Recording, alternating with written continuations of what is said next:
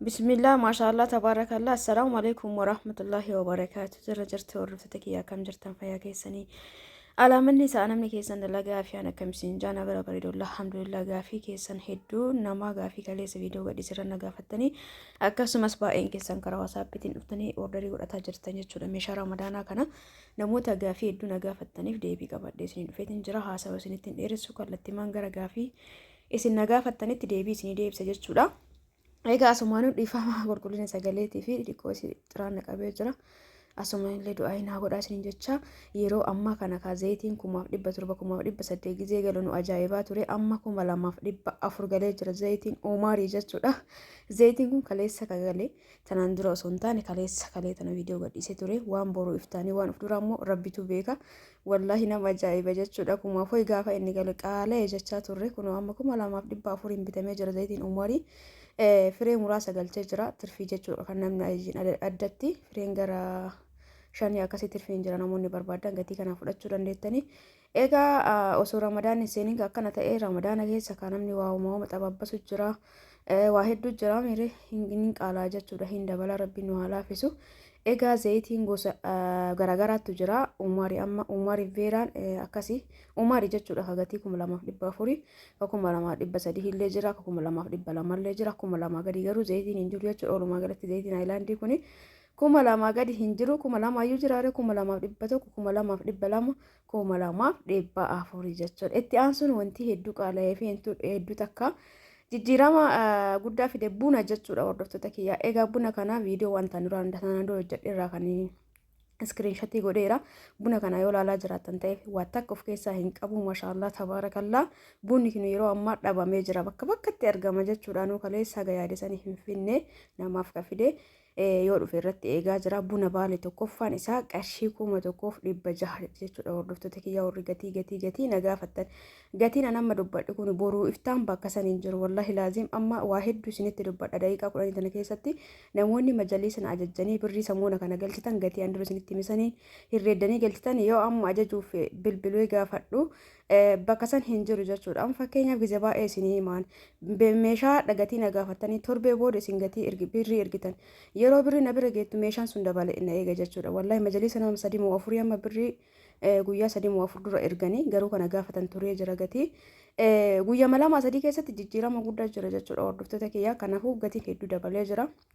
Isin keessaan tokkonis isinitti himurra jedhee asirra dubbataa jira. Namoonni majaliisa abbaa 30 4500 isiniin jedhee ture kaareen tokko 16,000 galee jira jechuudha amma kaareen tokko. Kanaafuu itti yaadaan isiniin jaa meeshaa tokko yoo nama gaafatan yeroo musa yoo maallaqa ergitan malee guyyaa 3-4 booda jijjiiramatu jira jechuudha. Rabbi keeriyaa godhu wanni martu ariitiidhaan dabalaa jira. Egaa qaala'insi jireenya akkuma itti fufetti jira jechuudha. Alhamdulillah garuu ima jiraataa jirra. Rabbiin nu haa qarqaaru. Zayitiin Umarii baay'ee qaaliidha. Bakka maratti yeroo maran argamu hundoom amma galee jira yeroo dura tokko badee ture jechuudha. Itti aansuu ruuza na gaafattanii ruuza gosa 3 kana gatiin isaa meeqa jedhaa jirtan. 3 kana keessaa akka kumtaalaa jiru kun qarshii 1650 akka kumtaalaa jiru kun gara isaan nuka jiru.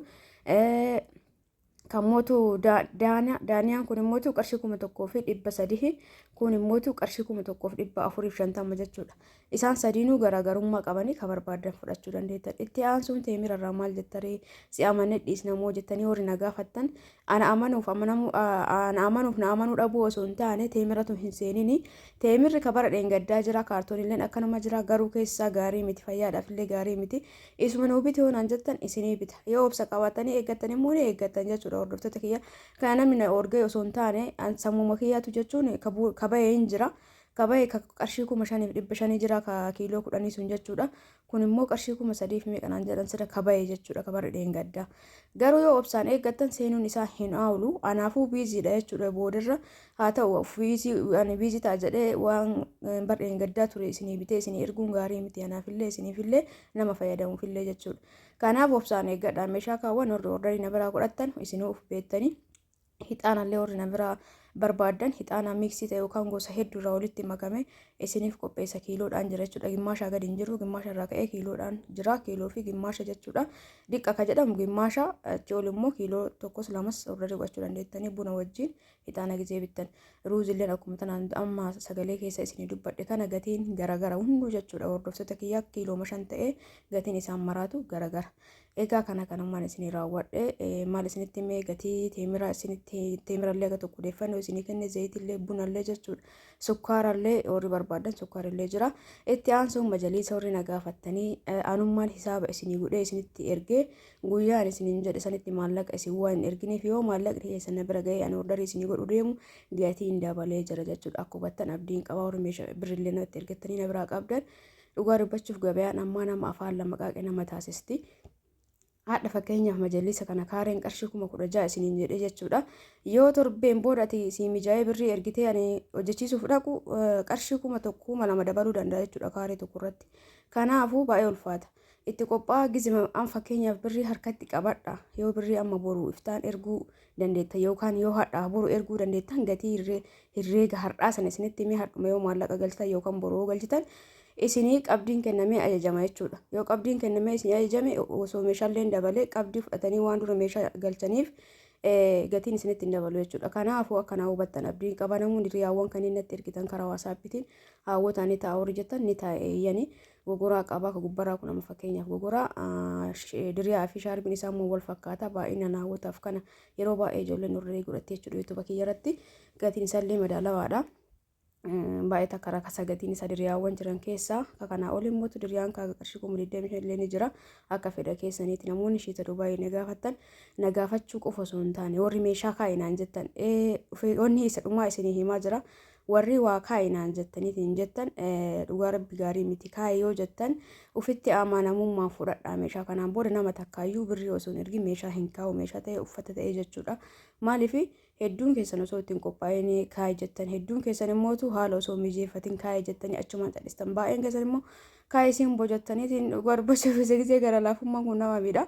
Ani immoo namni kaayee hoonaan jedhe namni sun ni barbaada jedhee fuudhee kaayaa yoo tokko achumaan baddan jechuudha. Gaarii miti wanti akkasii suni ani nama akkuma tanaan dura isinii himetti warri meeshaa na biraa qabdanillee na biraa fudhadhaa. Warri shiitaaf shaarbii kaayinaan jettanillee yoo isinitti toluu baate karaa waasaapitiin waan isinitti toluu dhabe sannaa hima.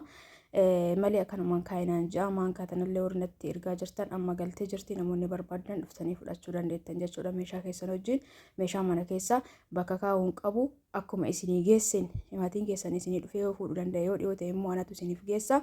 Kanaaf ordarii godhachuu dandeettan. Inni biraan warri gaafii hedduu na gaafattan afata kanneen afanni kunniin gatiin isaa qaalii warri jettan afanni bira jiru kunniin firaashiin kun amma ka boondidiiti. Firaashii boondidiitii fi firaashii ispoonjii fakkeenya firaashiin boondidii qarshii 6,000 yoo ta'e ka ispoonjii sun qarshii 3,000 ta'a. Ixifii jechuudha kun maaliif ree horoo marratti illee akkasuma firaashii ispoonjii bittee ji'a 2-3 caalaa akkasittiin taa'u lafa gadi ta'a namni hin beekne jira jedhee hin yaadu firaashiin ispoonjii yeroo ol ka'a malee ji'a takka lamaan boodayyuu lafa ta'a jechuudha. Ka boondidii kun garuu ka ispoonjii sun jechuudha. Ka boondidii kun garuu maashaallah tabaarakallaa waan ofii kiyyallee itti fayyadamaa jiru waggaa 3-4 caalaa jira gara 5 deemaa jira.